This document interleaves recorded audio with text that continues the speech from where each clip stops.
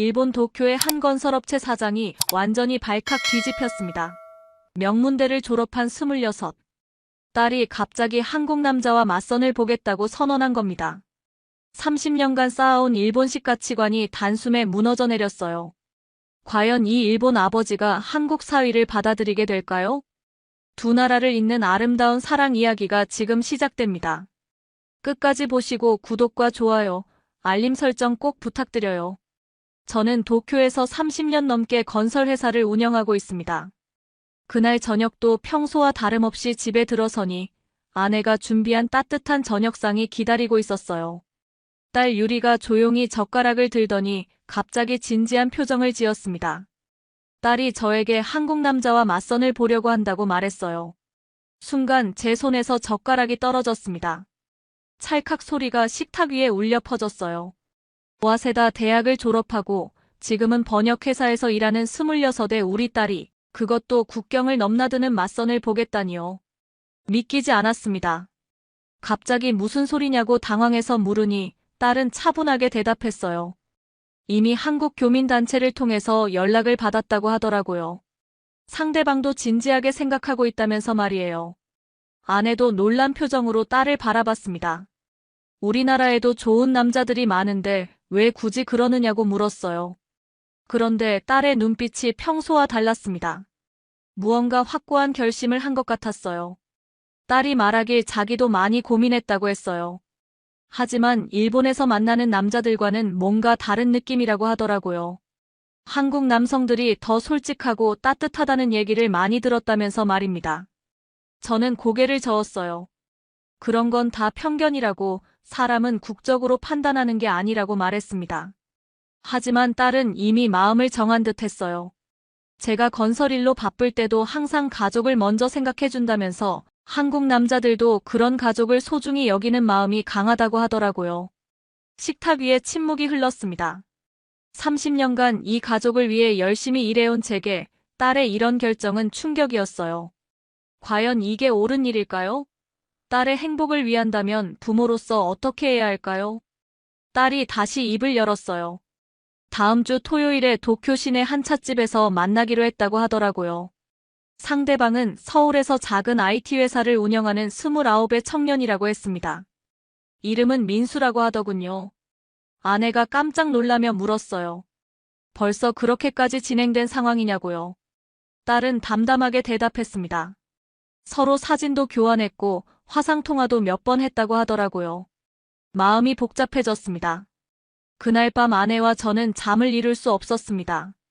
딸이 잠든 후에야 조심스럽게 대화를 나눴어요. 아내가 먼저 입을 열었습니다. 정말 믿을 수 없다면서 우리 딸이 이런 결정을 하다니 말이에요. 저도 마찬가지였습니다. 그동안 우리가 어떻게 딸을 키웠는데 갑자기 이런 일이 벌어질 줄 누가 알았겠어요. 아내는 혹시 딸이 일본 남자들과의 만남에서 상처를 받은 건 아닌지 걱정했어요. 다음 날 아침 딸과 진지한 대화를 나눴습니다. 우리는 딸이 안정된 가문과 혼이 나길 바란다고 말했어요.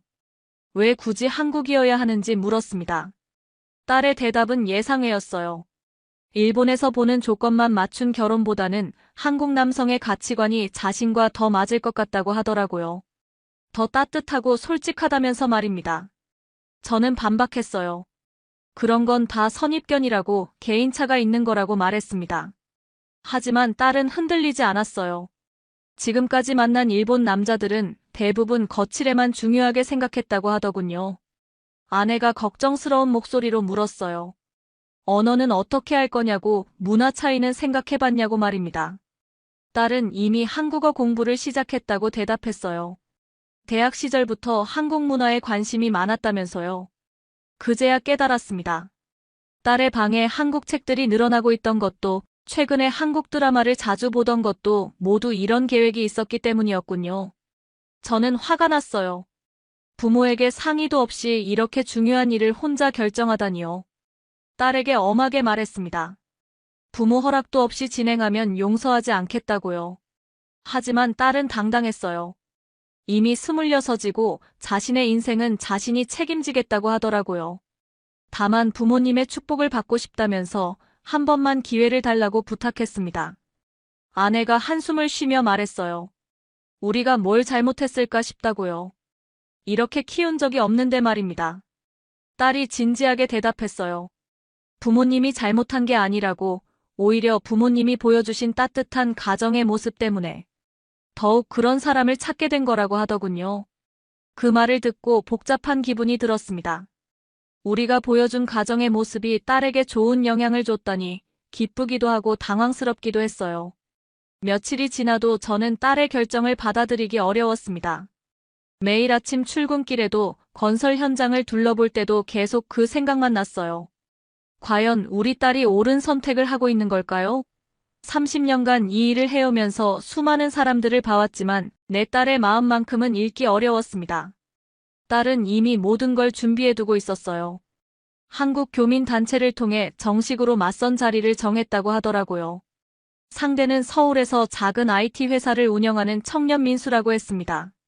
나이는 29이고 서울대학교 컴퓨터공학과를 졸업했다고 해요. 회사도 직접 창업해서 운영하고 있다니 나름 능력 있는 청년인 것 같았어요.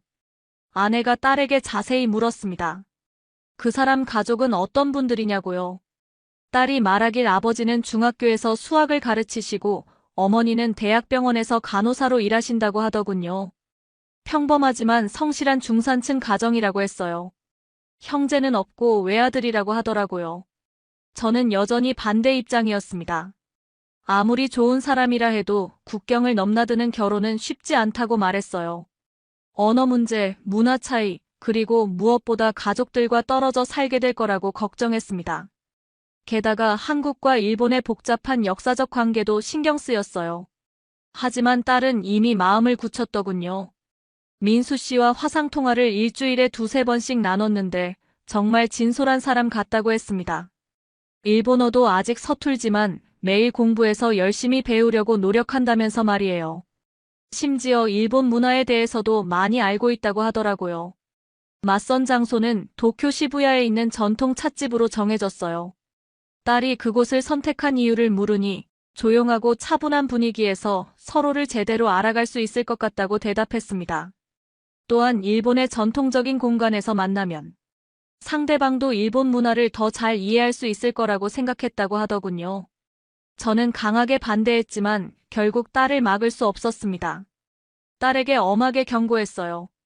부모 허락도 없이 함부로 진행하면 용서하지 않겠다고요. 그런데 딸은 흔들리지 않았어요. 오히려 부모님께 제대로 인사드리고 싶다면서 만약 서로 마음에 들면 민수 씨가 직접 인사차 일본에 오겠다고 제안했다고 하더군요. 그 말을 듣고 놀랐습니다. 요즘 젊은 사람들이 그런 예의를 지킬 줄 아나 싶었거든요. 특히 외국 남자가 그런 제안을 한다니 예상과는 달랐어요. 아내가 조심스럽게 물었습니다. 혹시 딸이 너무 서두르는 건 아닌지 말이에요. 하지만 딸은 자신의 결정이 확고하다고 했어요. 이미 충분히 고민했다면서요. 맞선 날이 이틀 앞으로 다가왔어요. 딸은 평소보다 더 신경을 써서 옷을 골랐습니다. 너무 화려하지도 않고 너무 수수하지도 않은 단정한 옷차림을 선택했어요. 검은색 원피스에 진주 목걸이를 매치하더군요. 저는 혹시 몰라 멀리서라도 지켜보고 싶었습니다. 딸의 안전도 걱정되고 그 청년이 정말 어떤 사람인지도 궁금했거든요. 아내는 그러면 안 된다고 말렸지만 아버지 마음을 어찌할 수 없었어요. 마음이 더욱 복잡해졌습니다. 맞선 당일이 되었습니다. 딸은 아침부터 평소와 다른 모습이었어요. 조금 긴장한 것 같기도 하고 설레는 것 같기도 했습니다. 검은색 원피스를 입고 진주 목걸이를 하더니 거울 앞에서 한참을 서 있더라고요. 아내가 딸에게 조심하라고 당부했어요. 처음 만나는 사람이니까 너무 많은 걸 기대하지 말라고요. 딸은 알겠다고 대답하면서도 어딘지 들떠 보였습니다. 저는 결국 참을 수 없었어요. 딸의 안전도 걱정되고 그 청년이 정말 어떤 사람인지도 궁금했거든요. 아내 몰래 딸을 뒤따라 나섰습니다. 물론 들키지 않게 멀리서 지켜볼 생각이었어요. 맞선 장소는 시부야의 한 전통 찻집이었습니다. 조용하고 아늑한 분위기의 곳이더군요. 딸이 먼저 도착해서 창가 자리에 앉아 기다리고 있었어요. 손을 가지런히 모으고 앉은 모습이 어렸을 때와 똑같더라고요. 10분 정도 지났을 때 한 청년이 들어왔습니다. 키가 적당히 크고 깔끔한 정장 차림이었어요. 머리도 단정하게 빗어 넘겼고 손에는 작은 선물 상자를 들고 있더군요. 아마 그 사람이 민수인 것 같았습니다. 청년은 딸을 발견하고 정중하게 인사했어요. 일본어가 서툴긴 했지만 열심히 말하려고 노력하는 모습이 보였습니다. 딸도 긴장한 듯 하면서도 미소로 응답했어요. 저는 멀리 앉아서 그들의 모습을 지켜봤습니다. 청년은 딸의 말을 경청하며 차분하게 대화했어요. 때로는 휴대폰을 꺼내서 번역 앱을 사용하기도 하더군요. 그런 모습이 오히려 성실해 보였습니다. 예상과 달리 허세도 없었고 과시하려는 태도도 보이지 않았어요. 오히려 겸손하고 진중한 인상이었습니다. 딸과 대화할 때도 눈을 마주보며 집중해서 듣고 있더라고요. 1시간 정도 지났을 때 둘이 함께 웃는 모습을 봤어요. 어색했던 분위기가 많이 누그러진 것 같았습니다. 청년이 가져온 선물을 딸에게 건네는데 딸이 깜짝 놀라면서도 기뻐하는 표정이었어요. 그때 갑자기 복잡한 감정이 들었습니다. 우리 딸이 낯선 사람과 이렇게 자연스럽게 대화하는 모습을 보니 말이에요. 성인이 된 딸의 모습이 새삼 낯설게 느껴졌어요. 청년은 딸에게 뭔가 진지하게 말하고 있었습니다. 표정이 매우 진지해 보였어요. 딸도 고개를 끄덕이며 열심히 듣고 있더군요.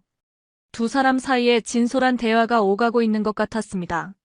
맞선이 끝날 무렵 청년이 딸에게 깍듯하게 인사했어요. 그리고 택시까지 불러주더군요. 마지막까지 예의를 지키는 모습이었습니다. 딸도 만족스러워 보였어요. 집에 돌아온 딸의 표정은 밝았습니다. 어떤 느낌이냐고 물으니 생각보다 훨씬 좋은 사람 같다고 대답하더라고요. 집에 돌아온 딸은 평소와 달리 들뜬 모습이었습니다. 눈빛이 반짝이고 있었어요. 맞선이 어땠냐고 물으니 생각보다 훨씬 좋은 사람 같다고 대답하더군요. 민수 씨가 정말 진실한 사람 같다면서 말입니다. 저는 불안했습니다. 겨우 한 번 만난 걸로 사람을 판단한다니요. 게다가 외국인이라는 점이 계속 걸렸어요. 딸에게 말했습니다. 고작 몇 시간 본 걸로 어떻게 사람을 알 수 있겠느냐고요. 아내도 같은 생각이었습니다. 너무 성급한 거 아니냐면서 좀 더 신중하게 생각해 보라고 했어요. 하지만 딸은 이미 마음을 정한 것 같았습니다. 딸이 말하길 민수 씨는 조건이 아니라 사람 자체를 본다고 하더군요. 자신을 존중해주고 일에 대해서도 응원해준다면서요. 일본 남성들과의 맞선에서는 한 번도 느끼지 못한 부분이라고 했습니다. 저는 화가 났어요. 그런 식으로 일반화하면 안 된다고 했습니다. 일본 남자들도 좋은 사람이 많다고요. 단지 아직 제대로 된 사람을 못 만났을 뿐이라고 말했어요. 딸은 고개를 저었습니다. 지금까지 만난 일본 남자들은 대부분 조건부터 따져본다고 하더군요. 집안, 학벌, 직장 이런 것들 말이에요. 하지만 민수 씨는 자신의 꿈과 가치관에 대해 물어봤다고 했습니다. 아내가 딸에게 물었어요. 그래서 앞으로 어떻게 할 거냐고요. 딸은 민수 씨와 계속 만나보고 싶다고 대답했습니다. 다음 주에 다시 만날 약속도 잡았다고 하더라고요. 저는 반대했습니다. 너무 서두른다고 좀 더 천천히 생각해 보라고 했어요. 국제결혼이 얼마나 복잡한지 아느냐고 물었습니다. 비자 문제, 거주지 문제, 자녀 교육 문제까지 생각해 봤느냐고요. 딸은 차분하게 대답했어요. 그런 현실적인 문제들도 물론 중요하지만 우선은 서로를 더 알아가는 게 먼저라고 하더군요. 결혼을 전제로 만나는 건 아니고 진지한 교제부터 시작하고 싶다고 했습니다. 그 말을 듣고 더 답답해졌어요. 맞선이라는 게 결혼을 전제로 하는 만남 아니냐고 했습니다. 장난이 아니라고요. 딸은 물론 그렇지만 성급하게 결정할 일은 아니라고 대답했어요. 아내가 걱정스럽게 말했습니다. 만약 정말 결혼하게 되면 한국에 가서 살아야 하는 거 아니냐고요. 그러면 우리와는 멀리 떨어져 지내야 한다고 했어요. 딸이 말하길 민수 씨는 일본에서 일할 생각도 있다고 하더군요. IT 분야는 어디서든 일할 수 있다면서 말입니다. 하지만 저는 그런 말을 쉽게 믿을 수 없었어요. 저는 딸에게 엄하게 말했습니다. 부모 입장에서는 딸이 안전하고 행복한 결혼을 하길 바란다고요. 그런데 언어도 다르고 문화도 다른 사람과의 결혼이 과연 행복할 수 있겠느냐고 물었습니다. 딸은 아버지의 걱정을 이해한다면서도 자신의 행복은 자신이 찾겠다고 했어요. 부모님이 반대하신다면 더 신중하게 생각해보겠다고 했지만 포기할 생각은 없어 보였습니다. 그날 밤 아내와 긴 이야기를 나눴어요. 딸을 어떻게 설득할지 정말 고민이 많았습니다. 한 달이 지났습니다. 딸과 민수 씨는 매주 만났고 화상통화도 거의 매일 했어요. 딸의 표정이 날이 갈수록 밝아지는 게 보였습니다. 저는 여전히 불안했지만 딸을 말리기가 점점 어려워졌어요. 어느 날 딸이 폭탄 선언을 했습니다. 한국을 방문해서 민수 씨의 생활을 직접 체험해보고 싶다고 하더군요. 그의 가족들도 만나보고 한국의 문화도 경험해보겠다고 했어요. 저는 깜짝 놀랐습니다. 벌써 그 단계까지 온 거냐고 물었어요. 딸은 진지하게 교제하려면 상대방의 환경을 제대로 알아야 한다고 대답했습니다. 민수 씨 부모님도 딸을 만나고 싶어 하신다고 하더라고요. 아내도 당황했어요. 아직 우리가 그 사람을 제대로 만나보지도 못했는데 딸 혼자 한국에 간다는 게 말이 되느냐고 했습니다. 저도 같은 생각이었어요. 딸이 제안했습니다. 그러면 부모님도 함께 가시는 게 어떠냐고요. 민수 씨 부모님도 우리를 만나고 싶어 하신다면서 양가 부모가 만나서 이야기해보자고 했어요. 처음에는 절대 안 된다고 했습니다. 하지만 딸이 계속 설득했어요. 어차피 반대만 하실 거면 직접 보시고 판단하시는 게 낫지 않겠냐고 하더군요. 결국 저는 동행하기로 했습니다. 불안하기도 했지만 딸 혼자 보내기는 더 걱정되었거든요. 아내는 처음엔 반대했지만 결국 함께 가기로 했어요. 서울에 도착한 첫날, 민수 씨가 공항에 마중 나왔습니다. 실제로 보니 사진보다 더 단정해 보였어요. 우리를 보자마자 깍듯하게 인사했습니다. 일본어가 서툴렀지만 열심히 말하려고 노력하는 모습이었어요. 그가 준비한 숙소는 서울 시내의 깔끔한 호텔이었습니다. 우리 비용까지 모두 준비해뒀더군요. 처음엔 부담스러웠지만 정중하게 거절할 수 없을 만큼 정성스럽게 준비한 것 같았어요. 둘째 날 민수 씨의 집에 초대받았습니다. 강남이 아닌 조용한 주택가의 작은 아파트였어요. 크지는 않았지만 정갈하고 깨끗했습니다. 무엇보다 따뜻한 느낌이 들었어요. 민수 씨의 부모님을 만났습니다. 아버지는 정말 중학교 교사다운 차분한 인상이었고 어머니는 온화하면서도 정이 많아 보이셨어요. 우리를 맞이하는 태도가 매우 정중했습니다. 저녁상을 함께 했는데 모든 음식을 직접 만드셨더군요. 민수 씨도 어머니와 함께 부엌에서 요리를 돕고 있었어요. 일본에서라면 보기 어려운 장면이었습니다. 아들이 부엌일을 자연스럽게 돕는 모습 말이에요. 식사하는 동안 민수 씨 아버지와 이야기를 나눴습니다. 교육에 대한 철학, 가족에 대한 생각들을 들어보니 생각보다 깊이가 있으셨어요. 무엇보다 진솔한 분이라는 느낌이 들었습니다. 민수 씨 어머니는 우리 딸을 정말 좋아하시는 것 같았어요. 딸의 손을 잡고 이런저런 이야기를 나누시더군요. 언어는 통하지 않았지만 마음은 통하는 것 같았습니다. 그날 밤 호텔에서 아내와 이야기했어요. 생각보다 좋은 가족 같다고 하더라고요. 셋째 날부터는 민수 씨가 서울 곳곳을 안내해줬습니다. 단순한 관광이 아니라 한국 사람들의 실제 생활을 보여주려고 노력하는 것 같았어요. 전통시장에도 가고 동네 식당에서 식사도 했습니다. 시장에서 놀란 것은 상인들의 활기찬 모습이었어요. 우리를 보자마자 반갑게 인사하고 이것저것 맛보라고 권하더군요. 일본의 시장과는 분위기가 많이 달랐습니다. 더 인간적이고 따뜻한 느낌이었어요. 한 떡집 할머니가 우리에게 막 구운 떡을 주시면서 맛있게 드시라고 하셨어요. 민수 씨가 설명하길 한국 사람들은 외국인 손님을 특히 반갑게 맞는다고 하더군요. 정말 그런 것 같았습니다. 민수 씨의 회사도 구경했어요. 작은 사무실이었지만 직원들이 활기차게 일하고 있었습니다. 민수 씨를 대하는 직원들의 태도를 보니 좋은 상사인 것 같았어요. 권위적이지 않고 친근하게 직원들과 대화하더군요. 점심시간에 직원들과 함께 식사했는데 모두 가족 같은 분위기였어요. 서로를 형, 누나라고 부르면서 농담도 주고받고요. 일본 회사와는 확실히 다른 문화였습니다. 민수 씨가 직원 한 명에게 개인적인 고민 상담을 해주는 모습도 봤어요. 그 직원이 연애 문제로 고민이 있다고 하니 진지하게 들어주고 조언해주더군요. 단순한 상사가 아니라 진짜 형 같은 모습이었습니다. 넷째 날 저녁 민수 씨와 단둘이 이야기할 기회가 있었어요. 딸과 아내가 쇼핑을 간 사이였죠. 저는 직접적으로 물어봤습니다. 정말 우리 딸과 결혼할 생각이냐고요. 민수 씨는 진지한 표정으로 대답했어요. 아직 확신할 수는 없지만 유리 씨가 어떤 길을 가든 곁에서 지켜주고 싶다고 하더군요. 그리고 부모님의 허락을 받지 못하면 결혼은 생각하지 않겠다고 했습니다. 그 말을 듣고 마음 한구석이 흔들렸어요. 요즘 젊은 사람들이 부모 허락을 그렇게 중요하게 생각할 줄 몰랐거든요. 특히 외국인인데도 그런 생각을 가지고 있다니 의외였습니다. 민수 씨가 계속 말했어요. 자신도 부모님을 많이 사랑하고 존경한다면서 그래서 유리 씨 부모님의 마음을 이해한다고 하더군요. 딸을 외국으로 보내는 부모 마음이 어떨지 안다고 했습니다. 저는 민수 씨에게 물었어요. 만약 결혼하게 된다면 어디서 살 생각이냐고요. 민수 씨는 유리 씨와 상의해서 결정하겠지만 일본에서 사는 것도 좋을 것 같다고 대답했습니다. IT 분야는 어디서든 일할 수 있고 이미 일본 회사들과도 거래를 하고 있다고 하더군요.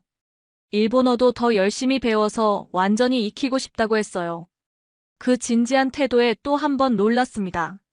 아내도 점점 마음이 누그러지는 것 같았어요. 민수 씨 어머니와 함께 시장도 가고 요리도 배우면서 많은 이야기를 나눴거든요. 언어는 안 통했지만 손짓 발짓으로 소통하는 모습이 정겨웠어요. 마지막 날 아침 아내가 말했습니다. 생각보다 따뜻한 나라라고요.